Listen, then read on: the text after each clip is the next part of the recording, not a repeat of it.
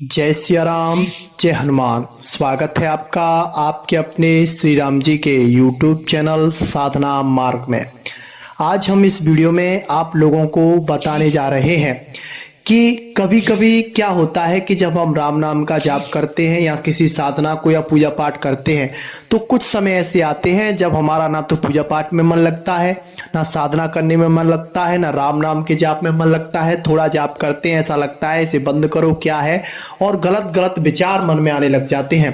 काम आसक्ति के विचार आते हैं, जिसको देखते हैं उसके प्रति काम भावना आती है, गलत गलत विचार आते हैं। बल्कि जो घर वाले हमारे सदस्य होते हैं उनके प्रति भी नकारात्मक विचार आने लग जाते हैं। ऐसा क्यों होता है? देखिए, जब हम साधना करते हैं सात्विक मंत्रों की तो आपके अंदर जो नेगेटिविटी होती है और आपके अंदर जो कामासक्ति होती है, आपके अंदर जो ऊर्जा बनती है वो पॉजिटिव ऊर्जा नेगेटिविटी को दूर करती है, और आपके अंदर जो कामासक्ति होती है वो इससे नष्ट होती है और मन की तरंगें मरती हैं। लेकिन मन भी बहुत चतुर है, चालाक है, वह भी अपनी चालें चलता रहता है, क्योंकि अनंत जन्मों से उसमें ये सारी चीजें संस्कारित हैं, भरी हुई हैं। तो वही चीजें वो आपके सामने प्रस्तुत करता है। तभी तो कहते हैं जिसने मन को वश में कर लिया उसने सब कुछ वश में कर लिया, और जिसका मन ही उसके वश में नहीं है तो फिर उसके पास कुछ भी नहीं बचता है।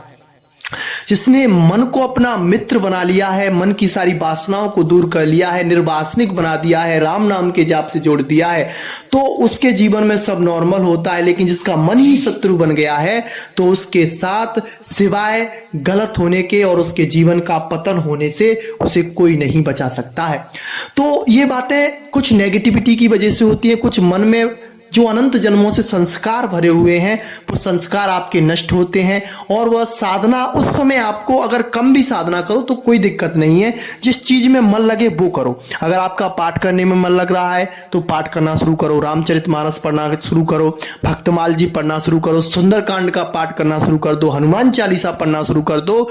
मतलब जिस तरफ आपका मन जिस चीज में लगे उस चीज को करो। जाप में मन नहीं लग रहा तो पाठ करो, पाठ में मन नहीं लग रहा है तो फिर भजन सुनने लग जाओ, भजन सुनने में भी मन नहीं लग रहा है तो एकांत चित होकर शांत हो जाओ। इस तरह से आप करिए, या फिर किसी मंदिर में चले जाएं दर्शन करने के लिए। तो ये मन की जो तरंगें उठेंगी, गंदी प्रवृत्ति बनेगी, गलत गलत विचार आ रहे होंगे, तो वो 4 से 5 दिन के अंदर फिर उसमें विचार बदलते रहते हैं। यानी कि मन जो हमारा है एक तरह से ये फालतू की चीजों को हर समय फेंकता रहता है, और जब हमारा जाप की ऊर्जा बढ़ती है, सात्विकता हमारे अंदर बढ़ती है, तो वो ऊर्जा के जरिए ये चीजें नष्ट होती हैं। तो हमें लगता है कि ये चीजें हमें परेशान कर रही हैं, लेकिन ये चीजें उस समय नष्ट हो रही होती हैं।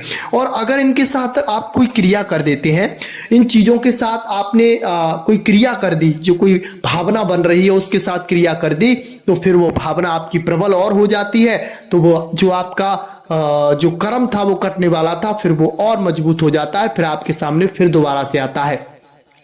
वो कहते हैं ना, सहत सहत बाड़े भगत, यानी कि जितना ज्यादा आप सहन कर लोगे, मन के वियोग को सह लोगे, तो धीरे धीरे जो मन है वो पंगु हो जाएगा, राम नाम के जाप में डूब जाएगा, फिर ये आपके सामने कुछ प्रकट नहीं करेगा। जब तक इसके अंदर गलत विचार भरे हुए हैं, अनंत जन्मों के संस्कार भरे हुए हैं, तब तक ये आपको परेशान करेगा।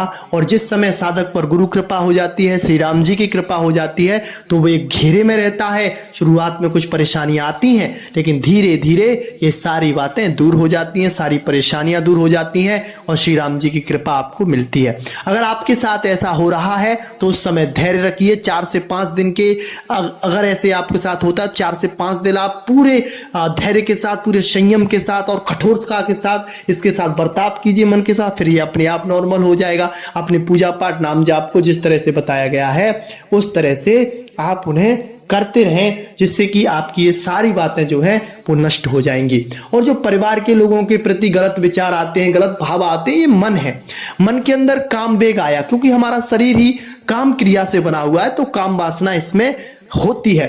तो वो काम वासना आपकी नष्ट होती है और वो प्रबल अवस्था में आती है। यानी कि जितना ज्यादा कोई इंसान, वो कहते हैं ना, जितना ज्यादा कोई इंसान क्रोध करेगा या फिर किसी चीज के बारे में सोचेगा, उतनी ज्यादा उसकी शक्ति क्षीण होती है। इसी तरह से मन में जितना ज्यादा वेग किसी चीज का उठ रहा है, या क्रोध का उठ रहा हो, या काम वासना का उठ रहा हो, तो ये समझिए कि उसकी शक्ति क्षीण हो रही है, वो नष्ट होने वाला है। और वह श्री राम जी की कृपा से ही ऐसा हो रहा है। इन चीजों पर आपको सोचने की जरूरत नहीं है, मन को शांत रखना है, भगवान से प्रार्थना करते रहनी है, श्री राम जी के नाम को नहीं छोड़ना है। आज के लिए बस इतना ही। मिलते हैं आपसे बहुत जल्दी एक ऐसी नई जानकारी के साथ। तब तक के लिए जय सिया राम, जय जय हनुमान।